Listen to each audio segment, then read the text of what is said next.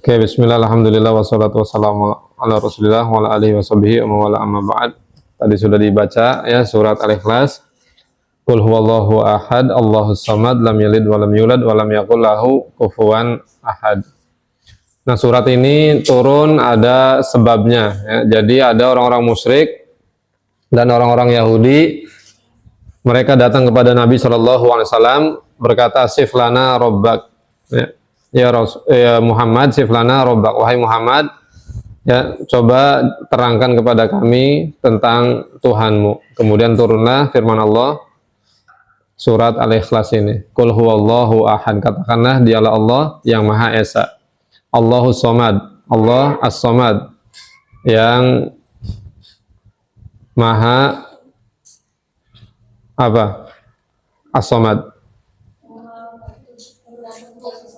ya, yang segala sesuatu bergantung kepadanya. Segala sesuatu itu butuh kepada Allah Subhanahu wa taala. Disebutnya As-Samad, ya. Yang mana segala sesuatu butuh kepada Allah Subhanahu wa taala, tempat bergantungnya segala makhluk. Lam yalid wa lam yulad, Allah tidak beranak dan tidak diperanakan. Wa lam yakul lahu kufuwan ahad, dan Allah tidak sama, ya, tidak ada yang menyamai Allah Subhanahu wa taala sesuatu apapun. Nah, kemudian tafsirannya, Qul huwallahu ahad, ahad maksudnya mutawahid fi jalalihi wa azamatihi. Jadi Allah yang Maha Esa di dalam keagungan dan kebesarannya. Dan juga Allahus samad, as-samad artinya al-kamil fi sifatihi, yang maha sempurna di dalam sifat-sifatnya, fi ilmihi wa fi hilmihi wa fi izzatihi wa fi kudratihi, di dalam ilmunya, kesantunannya, terus kemuliaannya, dan juga kekuasaannya. Jadi Allah maha sempurna. Kemudian mana lainnya, as-samad alladzi yaftakiru ilaihi jami'u makhluqat, yang mana seluruh makhluk itu butuh kepada Allah Subhanahu wa taala. Jadi tidak ada satu makhluk pun yang hidup di muka bumi ini, ya, melainkan dia butuh kepada Allah Subhanahu wa taala. Dia bergantung kepada Allah Subhanahu wa taala. Jadi semakin seorang menunjukkan kebutuhannya kepada Allah Subhanahu wa taala, semakin sempurna, ya, ubudiyahnya, penghambaan dirinya kepada Allah Subhanahu wa taala. Kemudian lam yalid wa lam yulad, Allah tidak beranak dan tidak diperanakan. Artinya Allah tidak punya anak dan tidak punya orang tua. Karena anak itu al-walad, bahasa Arabnya mustaqun minal walid. Jadi anak itu bagian dari orang tua. Sebagaimana Nabi SAW pernah menyebut Fatimah, Fatimah innaha bid'atum minni, Fatimah itu bagian dariku. Ya, jadi kalau kita kemudian mengatakan Allah punya anak, berarti, ya, Allah itu terbagi. Berarti Allah bukan Esa. Ya, kalau Allah Subhanahu wa taala punya anak, maka nanti disebutnya apa? Tuhan anak. Waliyadzubillah. Nah, anak ini yakunu lil hajah. Seseorang, ya, kalau dia punya anak karena pasti ada kebutuhan di sana. Entah itu karena apa? Fil mauna ala makabidid dunya. Entah itu seseorang punya anak tujuannya supaya anak ini bisa membantu, ya, mendukung kehidupannya di dunia ini. Ya, seperti orang tua kalian, kemudian punya kalian. Jadi antara tujuannya adalah supaya kalian bisa memberi kemudahan pertolongan untuk orang tua kalian. Jadi membantu urusan orang tua. Kemudian yang kedua, ada kalanya orang itu punya anak fi baqai an-nasl. Tujuannya supaya garis keturunan terus berlangsung dan terus langgeng. Ya. Jadi supaya tidak putus garis keturunan. Nah, kalian ini tahu tidak silsilahnya? Sampai mana yang kalian tahu? Apakah sampai kakek nenek saja? Tahu kakek nenek, orang tuanya kakek nenek? Buyut? Habis buyut apa? buyut-buyut, bukannya buyut-buyut sampai Nabi Adam. Kita ini satu keturunan sebetulnya, ya kan, anaknya Nabi Adam. Nah ini jadi untuk melangsungkan garis keturunan. Nah Allah SWT tidak butuh itu semua, ya. Allah tidak butuh pertolongan dari siapapun, ya. Dan Allah SWT tidak butuh ada yang meneruskan garisnya, tidak. Karena Allah tidak butuh kepada sesuatu, ya. Allah mustagnin an dzalik. Jadi Allah tidak membutuhkan semua itu. Dalam surat Al-An'am ayat 101 ada nggak di buku? Ya Allah SWT juga berfirman menegaskan anna yakunu lahu walad wa lam takun lahu sahibah wa khalaqa kulli syai' wa huwa bikulli syai'in alim. Jadi Allah tidak mungkin memiliki anak dan juga memiliki istri. Ya. Allah lah yang menciptakan segala sesuatu dan Allah Maha mengetahui segala sesuatu. Dan ayat ini juga menjadi ar-rad ala salasi tawaif munharifah. Menjadi bantahan terhadap 3 golongan yang melenceng. Yang pertama adalah orang-orang musyrik. Orang-orang musyrik menganggap malaikat itu anak perempuannya siapa? Allah. Mereka berkata, ya, innal malaika banatullah. Sesungguhnya para malaikat mereka adalah anak-anak perempuannya Allah. Makanya banyak zaman sekarang orang-orang yang mengilustrasikan malaikat itu dalam bentuk wanita. Nah, mungkin kena paham ini, ya, menganggap para malaikat itu anak perempuannya Allah. Kemudian orang-orang Yahudi menganggap Uzair itu anak siapa? Anak Allah. Uzair ada di dalam Al-Quran, di surat Al-Baqarah. Itu kisah tentang Uzair yang aukalladzi marra ala qaryatin wa hiya khawiyatun ala urushiha qala anna yuhyi hadhihi Allahu ba'da mautiha fa amatahu Allahu mi'ata amin summa ba'asa. Jadi Uzair itu seorang yang alim, yang soleh dari kalangan Bani Israel, pernah dimatikan oleh Allah Subhanahu wa taala selama 100 tahun. Summa ba'asa, kemudian Allah bangkitkan lagi. Kemudian Allah hidupkan kembali. Ketika dia pulang ke Bani Israel pada kaget semua. Ya. Karena sudah dianggap mati, tiba-tiba kemudian hidup kembali. Uzair. Nah, oleh karena itu kemudian banyak orang-orang dari Bani Israel menganggap Uzair ini anaknya Allah. Dan juga disebut Uzair ini orang yang hafal Taurat. Ya. Kemudian orang-orang Nasrani, Nasoro, mereka mengatakan Isa anak Allah. Waliyadzubillah. Nah ini bantahan untuk mereka semua. Ya. Jadi mana mungkin, ya,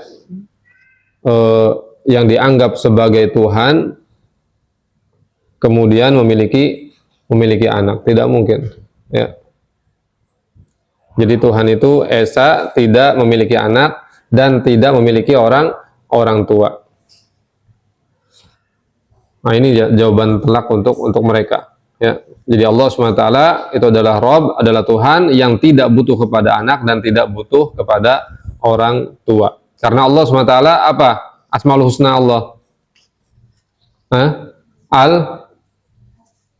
Al-awwal alladzi laisa qablahu syai'. Allah itu maha pertama, tidak ada yang mendahului Allah Subhanahu wa taala. Kalau Allah itu dianggap punya orang tua, berarti ada yang mendahului Allah. Dan kalau Allah dianggap punya anak, berarti nanti ada yang meneruskan estafet ketuhanan.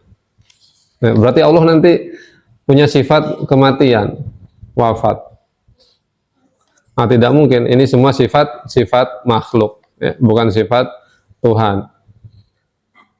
Walam yakun lahu kufuwan ahad, fanafallahu an nafsihi ayakuna walidan au mauludan au lahu masilun. Nah, jadi tidak ada yang setara, yang sebanding dengan Allah Subhanahu wa taala. Jadi Allah menafikan bahwa Allah itu bukan orang tua bagi sesiapa saja dan juga bukan anak dari siapa saja. Dan tidak ada yang setara, yang semisal dengan Allah Subhanahu wa taala.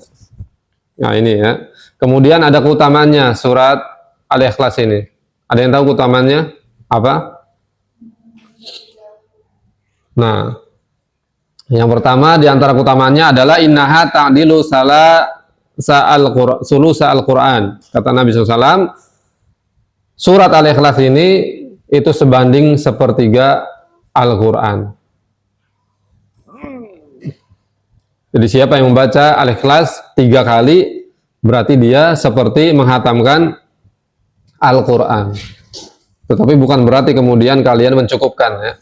Misalkan kalian, kata Ustaz Abdul, Al-Ikhlas ini sepertiga Al-Quran. Kalau dibaca 3 kali berarti kita seperti menghatamkan Al-Quran. Berarti tidak perlu repot-repot kita baca dari Al-Fatihah sampai An-Nas. Cukup baca Al-Ikhlas 3 kali. Boleh nggak? Terus maksudnya apa? Itu hanya menggambarkan tentang keutamaan surat Al-Ikhlas. Dan juga menggambarkan tentang isi kandungan Al-Quran. Bahwa sepertiga Al-Quran itu isinya adalah tentang akidah, tentang tauhid. Ya. Dan orang yang membaca Al-Ikhlas 3 kali, maka dia mendapatkan keutamaan seperti ya menghatamkan 1 Al-Quran. Tapi bukan berarti kemudian kalian mencukupkan diri, ya, tidak mau membaca dari Al-Fatihah sampai An-Nas. Nah, 3 kali aja Al-Ikhlas sudah cukup. Tidak bisa begitu ya. Enggak begitu, Mas. Ya. Nah, seperti juga contohnya, misalkan ada orang yang mengucapkan zikir pagi, la ilaha illallah wahdahu la syarika lah lahul mulku wa lahul hamdu wa ala kulli syai'in qadir, dibaca 10 kali, pahalanya seperti apa? Memerdekakan budak dari keturunan Nabi Ismail. Bukan berarti kemudian kalau dia punya kafarot ya, yang harus membebaskan budak, bukan berarti kemudian mencukupkan diri dengan baca zikir ini ya. La ilaha illallah, udah kita baca zikir ini aja, samakan seperti membebaskan budak. Nah, tidak seperti itu ya. Kemudian keutamaan yang lainnya, bahwasanya orang yang mencintai surat Al-Ikhlas maka akan mendapatkan cinta dari siapa? Allah Subhanahu wa Ta'ala. Sebagaimana ada kisah ya, jadi ada pasukan kaum muslimin itu ketika mereka mengadakan sholat, jadi ada pimpinan pasukannya ini kalau sholat membacanya Al-Ikhlas terus, sampai yang di belakangnya ya makmumnya ini lapor kepada Nabi Shallallahu Alaihi Wasallam, ya Rasulullah, ini bacanya surat Al-Ikhlas terus ini ya, kami takutnya ada sesuatu ya yang tidak baik nantinya. Kemudian kata Rasulullah, bertanyalah kepada dia kenapa dia membaca surat Al-Ikhlas terus menerus. Ketika ditanya, dia jawabannya apa? Sesungguhnya Al-Ikhlas ini terkandung di dalamnya kemuliaan Allah Subhanahu wa Ta'ala, sifat-sifat kesempurnaan Allah Subhanahu wa Ta'ala, dan aku senang, aku cinta untuk membacanya. Kemudian kata Rasulullah, kabarkan kepada dia bahwa Allah Subhanahu wa Ta'ala cinta kepada dia oleh sebab kecintaannya kepada surat Al-Ikhlas. Masya Allah, kita cinta kepada satu surat mendapatkan balasan cinta dari Allah. Lalu bagaimana kalau kita cinta secara keseluruhan Al-Quran itu? Nah, maka tentu lebih besar lagi cinta yang akan kita dapat dari Allah Subhanahu wa Ta'ala ya. Jangan sampai ini dijadikan dalil juga bagi kalian ya. Kalau ngimamin misalkan, siapa yang suka ngimamin? Semua ya, ganti-gantian bacanya Al-Ikhlas terus. Ketika ditanya nanti sama Umi, kenapa Ara bacanya Al-Ikhlas terus? Umi, aku cinta surat Al-Ikhlas. Rifko, kenapa baca Al-Ikhlas? Aku cinta sama surat Al-Ikhlas. Fei, kenapa? Aku cinta surat Al-Ikhlas. Semuanya jawabannya seperti itu. Bukan cinta, tapi hafalnya cuma itu saja ya. Bukan cinta, alasan saja itu ya. Bacanya cuma Al-Ikhlas saja. Itu bukan alasan cinta, tapi karena memang tidak ada yang dihafal kecuali Al-Ikhlas ya. Nah, kemudian Al-Ikhlas ini sering dibaca oleh Nabi SAW di dalam sholat apa? Qobliyah subuh, Al-Kafirun sama Al-Ikhlas. Terus Ba'diyah maghrib, Al-Kafirun, Al-Ikhlas. Kemudian sholat sunnah tawaf. Jadi setelah kalian tawaf itu disunahkan sholat 2 rakaat di dekat makam Ibrahim. Itu pun bacanya Al-Kafirun, Al-Ikhlas. Mudah-mudahan kalian semua dapat rezeki dari Allah, bisa melaksanakan ibadah di tanah suci. bisa mempraktekkan ini, tawaf, kemudian sholat di dekat makam Ibrahim, setelah itu pergi ke sumur Zam-Zam, minum air Zam-Zam di sana. Dan sunahnya minum air Zam-Zam itu dalam keadaan apa? Berdiri apa duduk? Apa tidur? Sambil berdiri.